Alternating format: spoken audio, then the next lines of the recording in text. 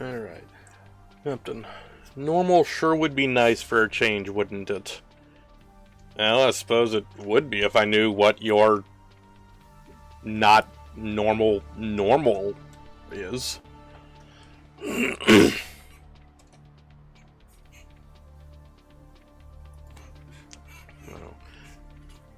It has been known to happen. Well, we'll find out soon enough. You can't pull this off forever, you know. What's he putting off? Put what off? Alright. Please don't play dumb. What do you want to know? I swear these two are like in a competition to see who could be the most dour right now. I need to know if you've been having any reactions or symptoms. Okay, so he's on some sort of treatment.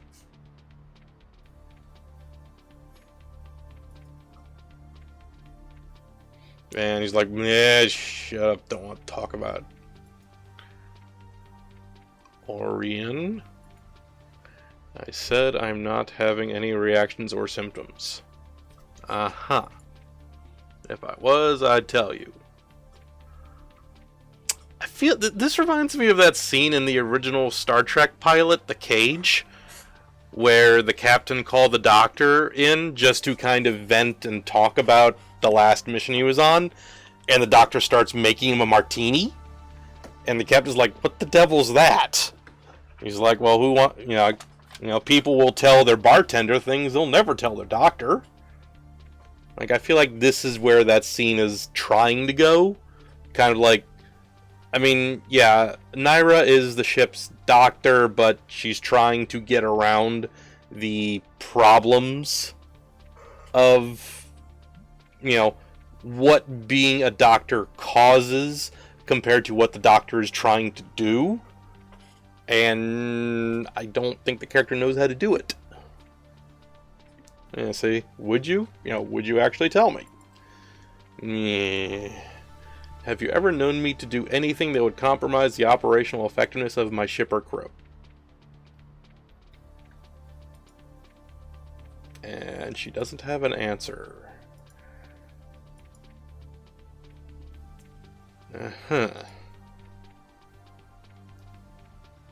Well, again, you're on a treatment for something, and that treatment potentially has side effects. And act irrationally when their health is involved.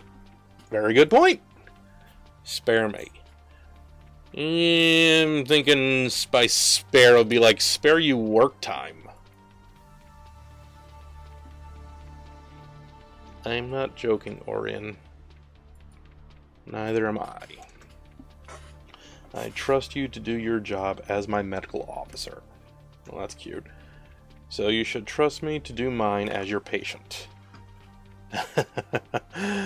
Oh, Lord. I used to work computer service and customer service, and the number of times I could actually count on a client to do their job as a client and not have it blow up in my face is probably countable on one hand without including the thumb. So I'm kind of feeling like Naira's thinking that right now. Like, she just heard him say, you should trust me to do my job as your patient. And she's like, yeah, that's exactly what I am afraid of. Uh-huh. Yeah, see, there you go. So I'm probably going to be identifying with Naira through most of this. Yeah, she didn't call you a liar, Dip. Just see what happens. Uh-huh. Yeah. Me thinks he protests too much. Yeah, don't be sorry.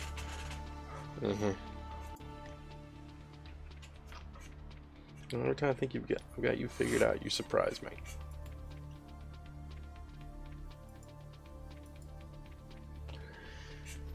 I want you to keep an eye on Isoban.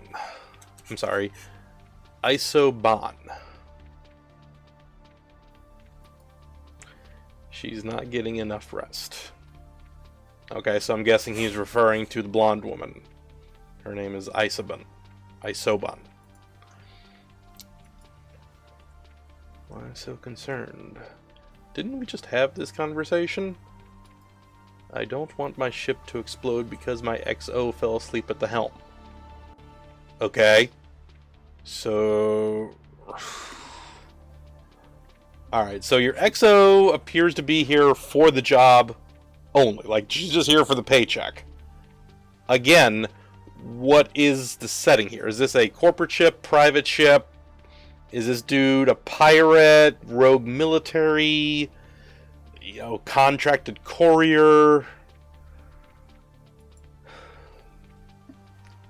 I'll check in on her. Yeah, you do that. Maybe now I can actually get some work done.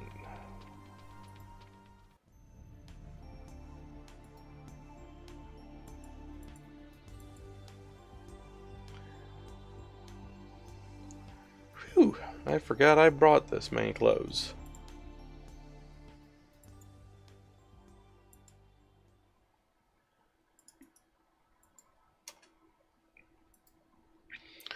Moving a sweater aside, Riley finds a small notebook bound with red leather.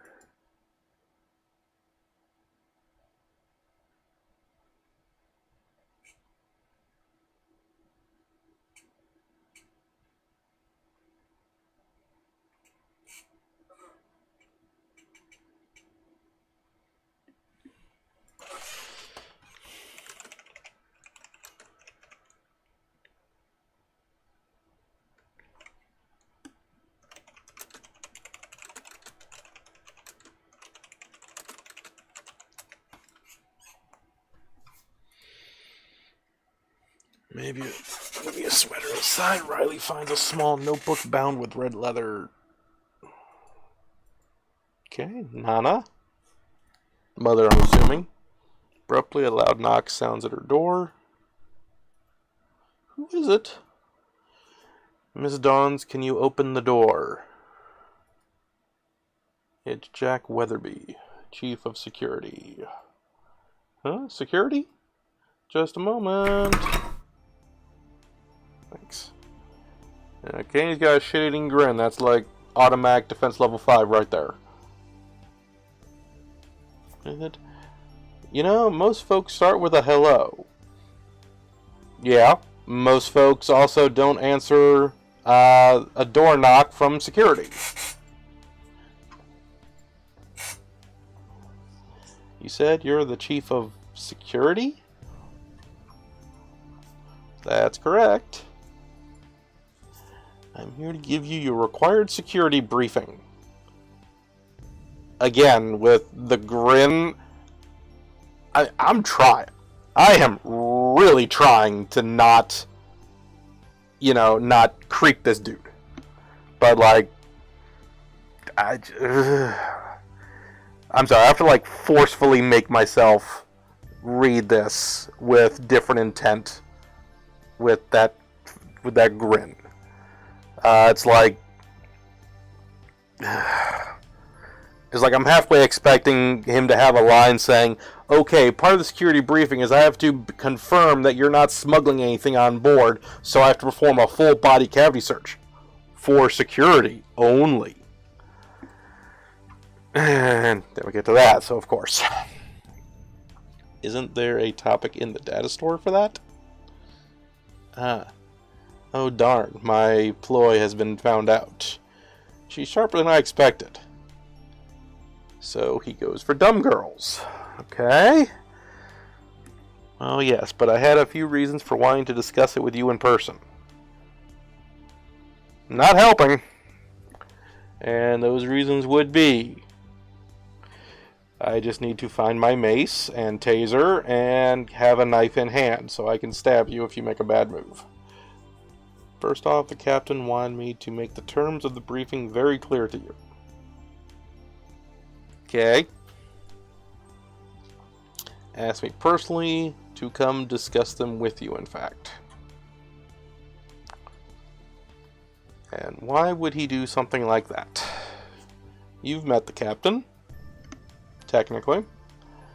Do you think I'm in the habit of questioning his orders?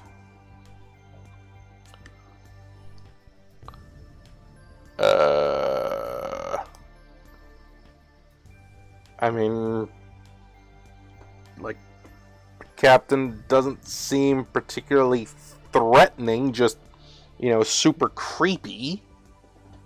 And you're head of security, so I'm assuming you have combat experience and training.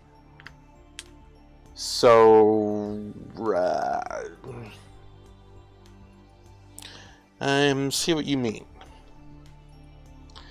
Secondly, I want to get a chance to introduce myself. Might have wanted to start with that. Too many introductions at once can make the meals here a little noisy. Okay. Well, in that case, it's a pleasure to meet you, Mr. Jack Weatherby. I'm Riley Dawns, which, I guess you knew. But you can call me Riley. That's a cute name. And we're back to creeper status. I believe we were discussing a security briefing. Okay, let's keep this official. Right. It's nothing major. But the captain has a couple of very serious rules that you need to follow. Okay. I feel like there's a hidden subtitle here that says, as long as the hands stay above the waist. Rule number 1, obey any commands from the crew without hesitation. Okay. I think that exact same line was used in an erotic book I read. You are a guest, and we'll treat you like one. But if any dangerous or hazardous situations happens, we need to know that you'll follow orders quickly. Okay. This is for your safety as well as ours. Giggles. You know, I'm a 360-pound dude that has self-destructive impulses, and I'm getting a little creepy by this dude while she's giggling. So maybe the dumb girl thing is the case here.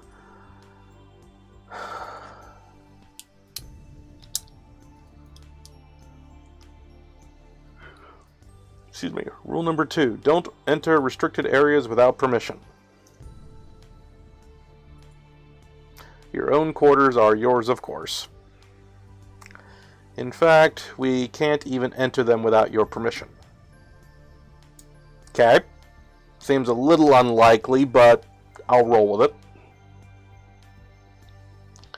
What if I get hurt or something? Well, we do have an emergency override we can use. Yeah, see, there we go. But it requires approval from both the captain and the XO. Okay, that's reasonable.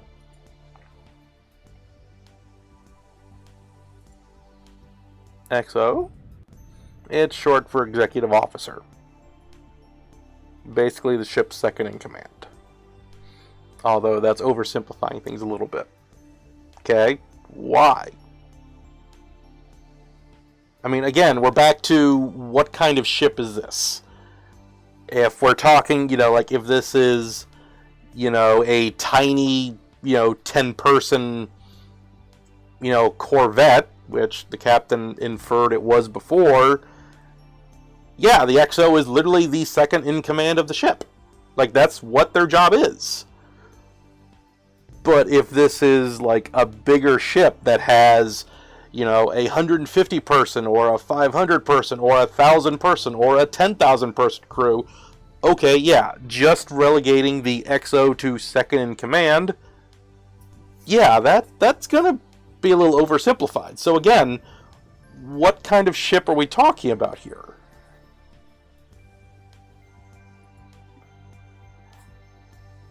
Systems. Okay. You'll meet her tomorrow, I'm sure. Anyway, you can freely move around in any of the public areas of the ship. Although, for obvious reasons, we ask that you try to stay out of the engine room or the bridge. Makes sense. Yeah, I got lost and stumbled into the engine room earlier. I feel like if you don't want people, Going into the engine room, you need to make a little more effort to say, this is the engine room, authorized personnel only. Which, again, kind of, hints back to what kind of ship we're actually dealing with here. More of a, Firefly than a Starship Enterprise. At the time, I didn't think anything of it, but now that you mention it, isn't it a little strange that it doesn't have a big locked door or something? Well, at least I'm on the right thought path. Most of the dangerous things in the engine room or bridge are highly secured. Most of, not all. To be honest, we mostly don't want passengers in there to avoid distractions more than anything else.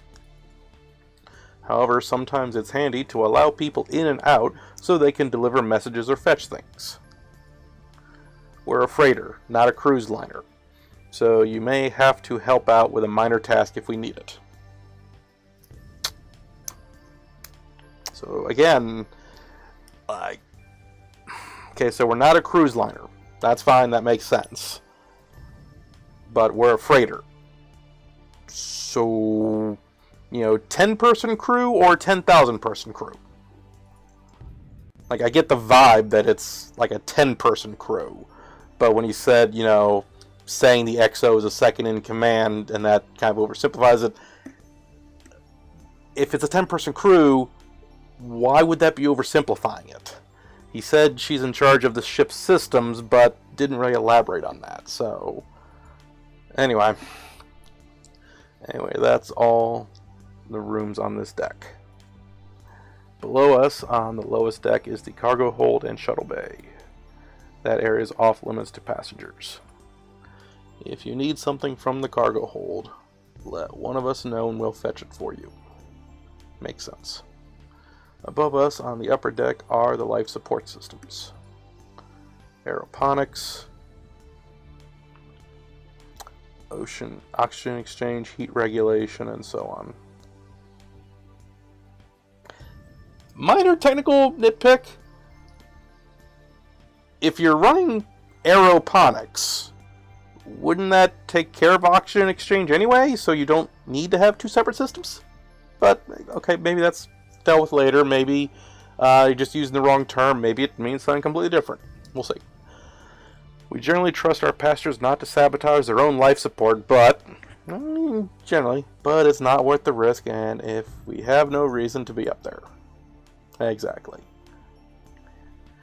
Now, if you really need to enter a restricted area, a member of the crew can let you in. That's pretty unusual, though. I can almost feel the asterisk at the end of this statement. Probably to do something that falls under rule number 1. Yeah, you're catching on. Rule number 3. Nobody's allowed any weapons except security staff. Which, on a ship this size, is just me. Okay, so once again, 10-person crew size. Or, less than 10, I guess. And again, the XO point. So if you have any knives, swords, blasters, missiles, or grenades, give them to me and I'll see that they're secured. Yeah, I'd have a problem with that one. You'll get them back at the end of the voyage. Well, sorry to disappoint, but I don't even have a pair of nail clippers or anything. Makes that part easy then. I'm really trying to read this with a mindset that's not, oh darn, you took away my excuse for giving you a full body cavity search. I'm trying. I'm really trying. Rule number 4. Obey all security policies when using your data terminal. Okay. That means no uploading viruses to the computer system. No storing illegal or dangerous data. And no attempts to access stored data that's restricted. I should also warn you that we take a very dim view of people trying to bypass our computer security. Well, no worries there. I can barely turn a computer on, let alone do any of that other stuff you said. There's one more rule.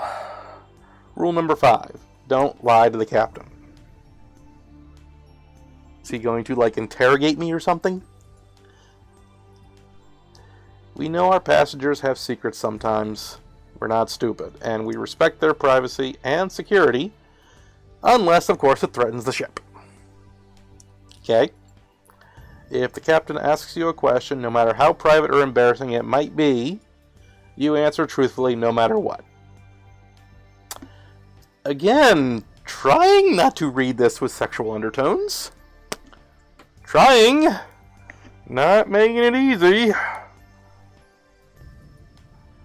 Let's just say the captain's not the type to ask questions unnecessarily. Uh-huh. So if he does, you can be pretty sure it's serious business.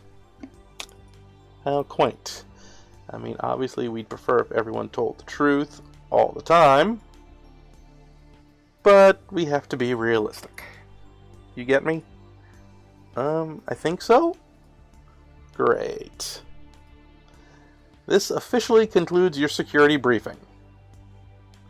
Now assume the position for the full body cavity search. I'm trying.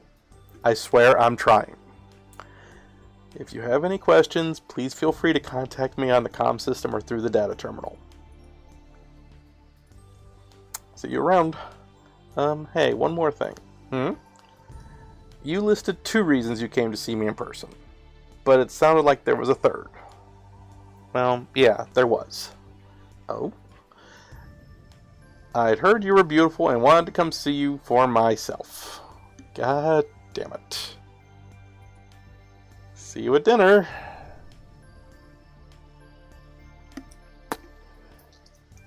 I swear I'm not trying to turn this into an erotic story. I swear that is not my intention.